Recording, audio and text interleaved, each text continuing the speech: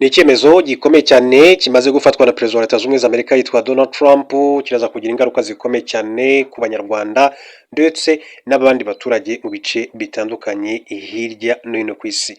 Byinshi kuri iri tangazo riturutse mu biro bya perezida wa leta zunze ubumwe za Amerika White House ngiye kwigarukaho, gusa ariko ngiye kubanza mbahe inshamake y'andi makuru akomeye y'ingenzi agezwe muri aka kanya. Mbibutsa ko tariki ya 4 ukwezi kwa 12 umwaka ushize wa 2025 i Washington DC, perezida wa leta zunze ubumwe za Amerika Donald Trump yari yahurije hamwe perezida Paul Kagame w'u Rwanda na perezida Felix Antoine Tshisekedi Tshilombo wa Repubulika ya Demokarasi ya Kongo, hagamijwe gushyira umukono ku masezerano agomba gusoza amakimbirane amaze igihe hagati y'ibihugu byombi ndetse no gusoza intambara imaze igitari gito mu burasirazuba bwa Repubulika ya Demokarasi ya Kongo imyaka irenga 31. Uyu munsi tuvugana, Repubulika ya Demokarasi ya Kongo irashinja ko u Rwanda rufashe umutwe wa M23, u Rwanda rukabihakana rukavuga ko rwafashe ingamba z'ubwirinzi bitewe n'uko mu mirwano itandukanye igiye iba habayemo kurengera ndetse no kuvogera ubusugire bw'igihugu cy'u Rwanda, bakaba banagaba n'ibitero ku butaka bw'u Rwanda. Kandi muribuka ko ubwo M23 yafataga umujyi wa Goma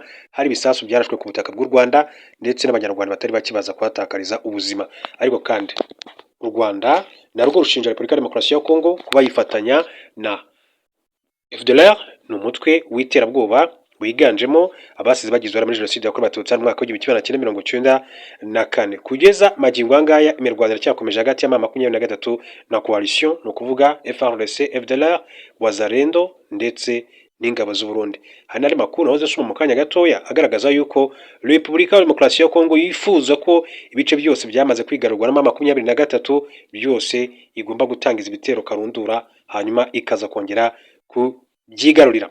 Byinshi kuri iyi tangazo riturutse mu biro bya perezida wa leta zunze ubumwe za Amerika White House ngiye kubigarukaho, ariko mbere gato yuko tubyinjiramo nyirizina, reka mbanze indi inshamake y'andi makuru y'ingenzi akomeje kugenda avugwa. Babwire ko kandi n'undi duhere muri leta zunze ubumwe za Amerika, babwire ko inteko ishinga amategeko ya Amerika yanze gukora umwanzuro wari ushyigikiwe n'abademokrate ugamije kugabanya ububasha bwa perezida Trump mu bijyanye no gukoresha imbaraga za gisirikare muri Venezuela, bitabanje kandi kwemezwa n'abagize inteko ishinga amategeko aba Republican, nawe no kuvuga Trump nimwo akomoka. Byarangiye kandi bahagaritse iyemezwa ry'uwo mushinga ku majwi 215 kuri 215. Umwanzuro iyo uramuka kandi utowe wari kuganisha ku kuba Trump yakura abasirikare ba leta zunze ubumwe za Amerika muri Venezuela. Umudemokrate yitwa Jimmy McGovern watangije umushinga w'uwo mwanzuro yanenze uburyo bagenzi be b'aba Republike batoye bawurwanya. Ati, twabwiwe ko ubutegetsi bwa Trump buzaza mu nteko mbere yo gutera Venezuela, ariko ntabwo babikoze. Kugeza uyu munsi ibiro bya perezida ntabwo bishobora gutanga ibisobanuro ndetse n'ibisubizo bigaragara ku mpamvu ingabo zacu zashyizwe mu byago. Ku ruhande rw'abarepublike bavuga ko bari gusabwa gutorwa umwanzuro w'ikintu kitariho nk'uwa Brian Mast yabigarutseho. Ati, aba bademokrate baradusaba kandi gutora umwanzuro uvuga ku bintu bitanariho. Ati, nta muntu umwe dufite uri kurwana muri Venezuela, nta bifaru bya gisirikare biri ku butaka bwa Caracas cyangwa se umurwa mukuru wa Venezuela, nta bamudahusha bahari ba snipers. Mu gitondo cyo ku itariki ya 3 Mutarama 2025 nibwo Amerika yagabye ibitero mu murwa mukuru wa Venezuela Caracas, ndetse birangira President Nicolas Maduro n'umugore we barafatwa bajyanwa muri Amerika. Maduro ashinjwa kwinjiza muri Amerika ibiyobyabwenge bya cocaine ndetse n'ibindi bifitanye isano nacyo. We n'umugore we bahise kandi bajyanwa i New York, aho bagiye gukurikiranwa n'urukiko rwa Manhattan ku byaha byo gucuruza ibiyobyabwenge n'iby'iterabwoba. Nicolas Maduro yafashwe n'abasirikare b'Amerika babarizwa umutwe udasanzwe woherezwa aho rukomeye Delta Force.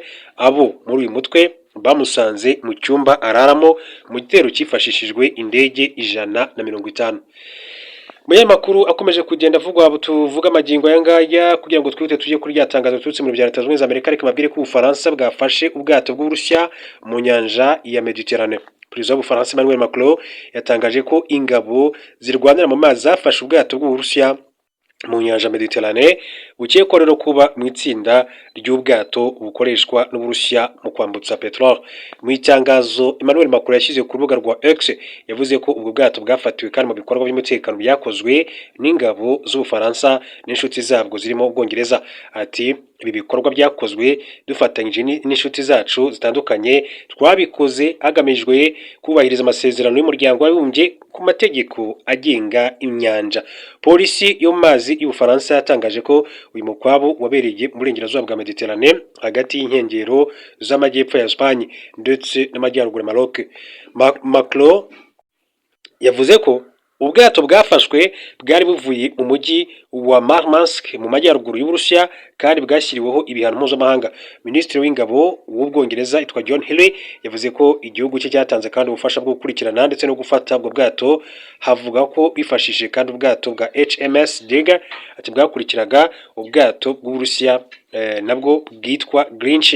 Umuryango w'ubumwe bw'Uburaya cyangwa se European Union washyiriyeho Uburusiya ibihano bigera kuri 19, ariko Moscow no kuvuga igihugu cy'Uburusiya nayo yahise kandi ishyiraho ingamba zo guhangana nabyo, ikomeza kandi kugurisha petrol mu bihugu nk'Ubuhinde, Ubushinwa ku giciro gito.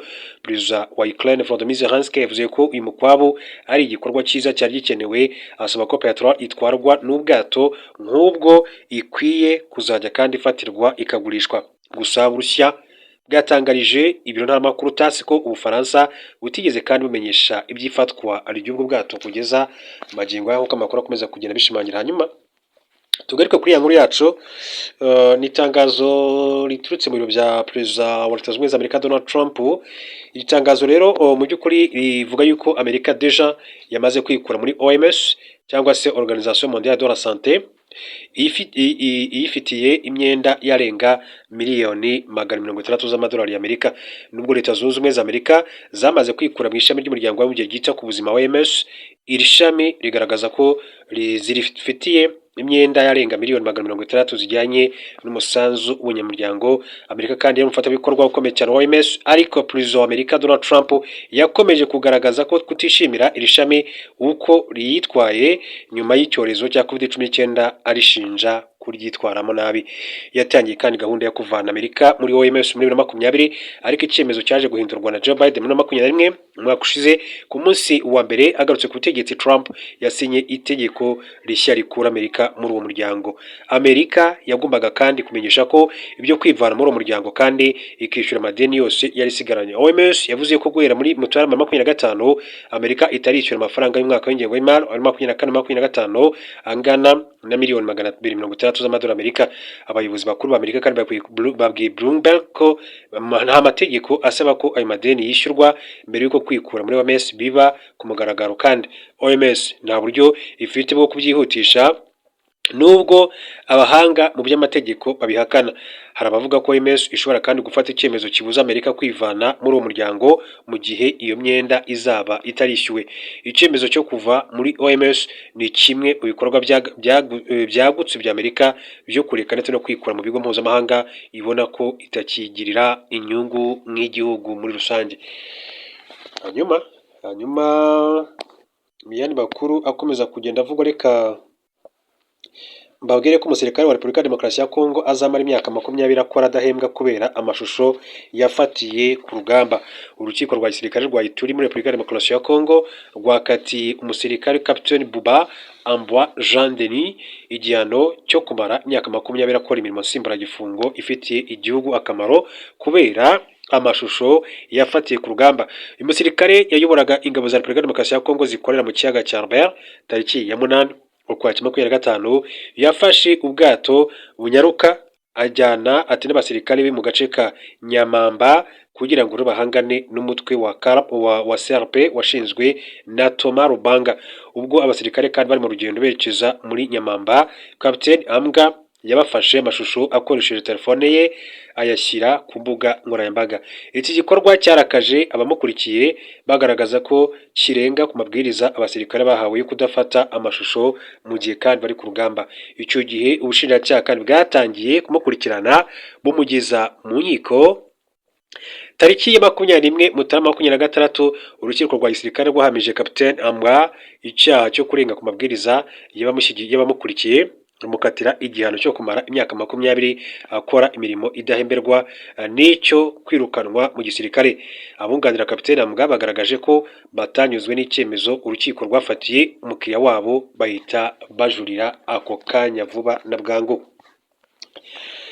Mu yandi makuru akomeje kugenda avugwa, reka mbabwire ko FDLR ntikwiye kwemererwa gukorera mu burasirazuba bwa Repubulika ya Demokarasi ya Kongo. Mumwe mu bayobozi bo muri Minisiteri y'Ububanyi n'Amahanga ya Leta Zunze Ubumwe za Amerika bashinzwe gukurikirana ibibera muri Afurika yitwa Sarah Trotman yatangaje ko umutwe w'iterabwoba FDLR udakwiye kwemererwa gukorera mu burasirazuba bwa Repubulika ya Demokarasi ya Kongo.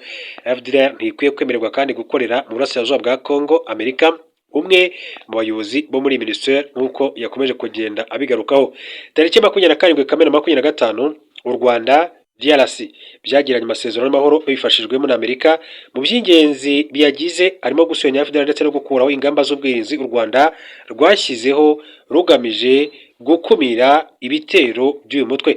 Leta ya RDC yasabwaga kandi gusenya FDLR ariko ntirabitangira. U Rwanda rwagaragaje ko mu gihe kandi uyu mutwe ukiriho rudashobora kandi gukuraho ingamba z'ubwirinzi kuko ugifite umugambi wo kurutera ukaruhungabanyiriza umutekano nk'uko wabikoze kenshi. Mu kiganiro cyahuje abadepite bo muri Amerika bashinzwe gukurikirana ibibera muri Afurika ku 22/26, Depite Sarah Jacobs yatangaje ko ingabo za Repubulika ya Demokarasi ya Kongo zikomeje kandi gukorana na FDLR binyuranyije n'amasezerano y'amahoro yasinyiwe i Washington DC. Depite Jacobs yagize ati ku ruhande rw'ingabo za Repubulika ya Demokarasi ya Kongo zivugwa kandi gukomeza gukorana na FDLR, umutwe washinzwe n'abateguye jenoside yakorewe abatutsi mu Rwanda mu mwaka w'1994 binyuranyije n'amasezerano y'amahoro. Ambasaderi w'u Rwanda muri Amerika Mathilde Mukantabana yashimangiye ko ingabo za Repubulika ya Demokarasi ya Kongo zikomeje kandi gukorana na FDLR kandi ko uyu mutwe w'iterabwoba uhabwa ubufasha na leta ya RDC ubangamiye umutekano w'u Rwanda, ikaba ariyo mpamvu ingamba z'ubwirinzi kandi zikiriho. Trotman yemeje ko FDLR ari ikibazo umutekano w'u Rwanda kandi ko idakwiye gukomeza gukorera mu burasirazuba bwa RDC, ahubwo ko leta ya RDC igomba gusenya umutwe nk'uko amasezerano y'amahoro abiteganya. Ati FDLR ni ikibazo cyemejwe ritubihakana rwose, ntibikwiye kwemererwa gukorera mu burasirazuba bwa RDC. Niyo mpamvu twibutsa leta ya RDC ko gusenya FDLR nk'uko yabyemeye muri amasezerano ari ingenzi cyane kandi dushaka kubona intambwe nyinshi cyane zifatika ziterwa. Tariki 28 Ugushyingo 2025 leta yohereje FDLR n'imitwe bikorana toni 3 z'amasasu n'izindi 3 z'ibiribwa byohererezwa andi masasu tariki ya 14 Mutarama 2026 kugira ngo bibyifashishe mu kurwanya mama 2023. Ibi bishimangira ko urugendo rwo gusenya umutwe w'iterabwoba rukiri rurerure cyane. Hanyuma mu yandi makuru nuko Uburusiya, Ukraine na Amerika bigiye guhurira mu biganiro i Abu Dhabi. Uburusiya bwatangaje ko ibiganiro kandi bihuza n'abahagarariye Ukraine na Leta Zunze Ubumwe za Amerika ku bijyanye no guhagarika intambara bwatangije kuri Ukraine bigiye gutangira i Abu Dhabi. Ni ibiganiro biteganyijwe ku wa gatatu tariki ya 23 Mutarama 2026. Ibi byatangajwe kandi nyuma y'uko Perezida w'Uburusiya Vladimir Putin yakiriye intumwa za mugenzi we wa Amerika Donald Trump i Moscow bagirana ibiganiro. Abo barimo intumwa ya Perezida wa Amerika yihariye mu burasirazuba bwo hagati Steve Witkoff, umukwe wa Donald Trump Jared Kushner ndetse na Josh Genbaum n'umwe, mu gihe kandi ku ruhande rw'Uburusiya byanitabiriwe n'umujyanama Putin Yuri Ushakov n'ushinzwe ishoramari witwa Kirill Dmitriev. Yuri Ushakov yabwiye itangazamakuru uko ibiganiro byagenze neza ndetse anatangaza ko inama ihuriweho n'ibihugu bitatu bya Ukraine, Uburusiya na Amerika iziga ku bijyanye n'umutekano igiye kubera i Abu Dhabi muri Leta Zunze Ubumwe za Amerika. Yaratangaje ko ku ruhande rw'Uburusiya intumwa ziri mu biganiro ziyobowe n'umuyobozi w'ubutegetsi bwa gisirikare witwa Admiral Igor Kochakov. Binateganyijwe ko Witkoff uhagarariye Amerika azagirana ibiganiro bya na Dmitriev bigamije kandi kuganira ku mikoranire mu by'ubucuruzi hagati y'Uburusiya na Amerika. Ushakov yongeye kandi kuvuga ko Uburusiya butsimbaraye ku kuvuga ko iyi ntambara y'amahoro hagati yabwo na Ukraine bitanyuze mu nzira z'ibiganiro bitagererwaho. Ibi bibaye kandi nyuma y'uko kuwa kane tariki 22 Mutarama 2026 Perezida wa Leta Zunze Ubumwe za Amerika Donald Trump yahuye n'uwa Ukraine Volodymyr Zelensky i Davos mu Suisse. Nyuma y'ibyo biganiro Trump yaje kubwira abanyamakuru ko agifite umugambi wo gufasha kugera ku mahoro hagati y'Uburusiya na Ukraine ndetse ko yizeye ko Putin na Zelensky bashobora kugira aho bahuriza bitandukanye na mbere. Imwe mu ngingo kandi zikomeye mu biganiro bikomeje nuko Uburusiya busaba Ukraine kuvana ingabo zabyo mu bice by'Uburusiya ndetse no kwemera ko ibice byayo byigaruwe n'Uburusiya bubigumana mu gihe Volodymyr Zelensky we agaragaza ko ubutaka bwa Ukraine bungana 20% buri mu maboko y'Uburusiya bugomba kandi gusubira ku gihugu cye. Hanyuma amakuru menshi akomeje kugenda avugwa, menshi cyane akomeje kugenda avugwa, ariko reka nkomereze kuri iyi nkuru mbabwire ko u Rwanda rwashimangiye ko ruzagumishaho ingamba z'ubwirinzi mu gihe FDLR itarasenywa. Ambasaderi w'u Rwanda muri Leta Zunze Ubumwe za Amerika Mathilde Mukantabana yashimangiye ko ingamba z'ubwirinzi zizagumaho mu gihe cyose ubutegetsi bwa Repubulika ya Demokarasi ya Kongo kandi batarasenya umutwe w'iterabwoba wa FDLR. Mu kiganiro n'abagize agashami ka komite y'inteko ishinga amategeko y'Amerika y'ububanyi n'amahanga gashinzwe gukurikirana ibibera muri Afurika cyabaye ku 22 Mutarama 2026, Ambasaderi Mukantabana Mathilde yasobanuye amavura y'amavuko ya FDLR n'ubugizi bwa nabi bwakozwe n'abagize kuva mu myaka 31 ishize. Ibikije abadepite muri rimwe Minisiteri y'Ububanyi n'Amahanga y'Amerika yashyize ariri cyangwa FDLR ku rutonde rw'imitwe y'iterabwoba kubera ibitero yagabye ku bakerarugendo 8 muri parike ya Bwindi muri Uganda muri Gicurasi mwaka w'1999 barimo abanyamerika ikabica. Yagize ati uyu munsi rero FDLR iracyakorera mu burasirazuba bwa RDC, yinjiye mu bikorwa by'ingabo za RDC kandi mu bwuke z'umuryango w'abibumbye zikomeje kugaragaza ibikorwa byayo. Uyu mutwe w'abajenosideri wabayeho kuva mwaka w'1994. ati ntiwatsinzwe, ati sigasiwe urarindwa kandi ushyigikirwa na leta ya RDC uko zasimburanye. Hanyuma Ambasaderi Mukantabana yavuze ko ingabo za Repubulika ya Demokarasi ya Kongo na FDLR kandi bifatanya mu kurwanya M23 kandi vuba cyane byashatse kwerekeza intambara mu Rwanda. Hari mu mpera za Mutarama 2025 birasa ibisasu mu mujyi wa Rubavu, ariko ingabo z'u Rwanda zibikumira bwangu. Yasobanuye ko u Rwanda kandi rwashyizeho ingamba z'ubwirinzi kugira ngo rukumire ibindi bitero FDLR yashoboraga kandi kurugabaho nk'uko yabigenje kuva mu myaka y'1990, bityo ko nawe iki gikorwa kandi gihure no gushakira inyungu za politiki muri Repubulika ya Demokarasi ya Kongo cyangwa se gushyigikira umutwe runaka. Ati ibikorwa byacu bigamije kandi gusa kurinda abaturage b'u Rwanda, ati binyuze mu gukumira ibyago byambukiranya imipaka, bigamije kandi kurimbura abantu. Ingamba z'ubwirinzi z'u Rwanda ati zavugururwa mu gihe kandi urwego rw'ibi byago bizaba bigabanuka nk'uko biteganyijwe umushinga wo gushyira mu bikorwa amasezerano Washington DC. Ambasaderi Mukantabana yibukije abadepite bo muri Amerika ko leta ya RDC ifite inshingano zo gusenya umutwe wa FDLR nk'uko amasezerano ya Washington yashyizweho umukono ku 27 Kamena agashimangirwa ku itariki ya 4 Ukuboza 2025 biteganya, ndetse no gucyura abarwanyi bawo. Yashimangiye ko ingamba z'ubwirinzi zishingiye ku mpungenge u Rwanda rufite ku mutekano warwo kandi ko zitazagumaho burundu. Yijeje abadepite bo muri Amerika ko zizava mu gihe isuzuma rizaba ryemeje ko leta ya RDC yubahirije umwanzuro wo gusenya FDLR. Yitwa Mathilde Mukantabana, Ambasaderi cyangwa se n'uhagarariye inyungu z'u Rwanda mu gihugu cya Leta Zunze Ubumwe za Amerika. Hanyuma mbabwira ko intumwa za perezida ndumva twayigarutseho gatoya, ahubwo reka turebere hamwe ibyo wamenya kuri Board of Peace, urwego rushya rwashinzwe na Bwana Trump. Trump yatangaje igitekerezo cye cyo gushyiraho Board of Peace bwa mbere muri Nzeri ubwo yatangazaga gahunda yo guhagarika intambara muri Gaza. Nyuma yaje kandi gusobanura ko inshingano z'urwo rwego zitazagarukira kuri Gaza gusa, ahubwo ko ruzanifashishwa mu gukemura izindi ntambara n'amakimbirane hirya no hino ku isi. Perezida wa Leta Zunze Ubumwe za Amerika Donald Trump niwe muyobozi mukuru cyangwa se chairman wa mbere w'urwego, n'inshingano bivuga ko ashobora kandi no kuzakomeza gukora na nyuma ya manda ye. Ibihugu bigize urwego kandi byemerewe kuba abanyamuryango mu gihe kandi cy'imyaka igera kuri 3 gusa, keretse igihe bishyura miliyari 1 y'amadolari y'Amerika mu gutera inkunga ibikorwa by'urwego, bigahabwa kandi ubunyamuryango buhoraho. Abagize inama nyobozi y'urwego barimo Minisitiri w'Ububanyi n'Amahanga wa Leta Zunze Ubumwe za Amerika Marco Rubio, intumwa idasanzwe ya Bwana Trump Steve Witkoff wahoze ari Minisitiri w'Intebe w'Ubwongereza Tony Blair, ndetse n'umukwe wa Trump Jared Kushner.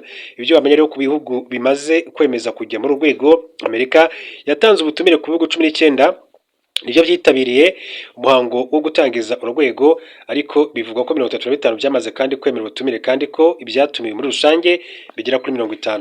Mu bihugu byemeye ubutumire harimo abatabikorwa ba Leta Zunze Ubumwe za Amerika bo mu burasirazuba bwo hagati nka Israel, Arabia Saudite, Leta Zunze Ubumwe za Amerika, Bahrain, Jordanie, Qatar na Misiri. Ibihugu bigize kandi umuryango wa NATO birimo Turukiya, Hongiriya nabyo byemeye kujya muri urwo rwego. Ibindi bihugu byamaze kandi kwemera ni Maroc, Pakistan, Indonesia, Kosovo, Uzbekistan, Kazakhstan, Paraguay na Vietnam. Harimo kandi Amerika, Armenia ndetse na Azerbaijan. Byombi byageze kandi ku masezerano y'amahoro bifashijwe na Leta Zunze Ubumwe za Amerika muri Kanama umwaka ushize. Perezida wa Belarus Alexander Lukashenko nawe kandi yemeye ubutumire bwa Amerika bwo kujya muri urwo rwego. Uburusiya bumaze igihe kandi burebwa ayingwe ibihugu byinshi cyane byo mu Burayi ko intambara yo muri Ukraine bwavuze ko bwiteguye kandi gutanga miliyari 1 y'amadolari Amerika bukaba kandi umunyamuryango uhoraho. Putin yavuze ko yasabye inzego z'ububanyi n'amahanga z'igihugu cye kwiga ku butumire bwo kujya muri uru rwego. Norvège na Suède byanze ubutumire bwa Trump bwo kujya muri uru rwego. Ubutaliyani nabwo kandi nuko buvuga ko kwinjira mu muryango uyobowe n'umukuru w'igihugu kimwe byaba binyuranyije n'itegeko nshinga ry'igihugu. Ubufaransa nabwo kandi buri guseta ibirenge aho bivuga ko Perezida Emmanuel Macron ashobora kandi kutemera kuva muri uru rwego. Ibi bishingiye ku mubano mubi afitanye na Trump muri iki gihe, aho yanavuze ko yiteguye kandi gushyiraho imisoro inzoga z'umufaransa mu gihe Paris yaba kandi yanze kwinjira muri Board of Peace. Canada yatangaje ko yemeye kandi amahame rusange yo kwinjira muri uru rwego, ariko isobanura ko bisobanuro n'imiterere by'umunyamuryango bigikomeje kandi kunozwa. Trump yanditse ku mbuga nkoranyambaga ko iki gihugu kandi kitagikenewe mu bagize uru rwego, no kuvuga Canada. Hanyuma abandi bafatanyabikorwa bakomeye cyane ba Leta Zunze Ubumwe za Amerika barimo Ubwongereza, Ubudage, Ubuyapani ntibarafatamo umwanzuro. Ukraine yavuze ko itajya mu muryango kandi izahuriramo n'Uburusiya. Papa Leo wa 14 uyobora Vatican nawe kandi yatumiwe muri uru rwego. Ngo ni igikorwa gikomeye cyane Perezida Donald Trump akomeje gukora cyangwa akomeje gushyira imbaraga kugira ngo arebe ko amahoro yaboneka hagati ya Israel ndetse na Gaza. Umutwe wa Hamas ukaba washyira intwaro hasi, ukaba wayamanika rwose, intambara zikarangira muri rusange. Hanyuma reka mbashimire cyane mwe mwamaze gukora subscribe, bashimira babwira ngo mukomeze muri banditse ijambo subscribe mu kuboko kw'iburyo, mukande kunzogera kugira ngo tukimara gutunganya amakuru yacu, ibiganiro byacu bijye bitabageraho ako kanya. Turasubira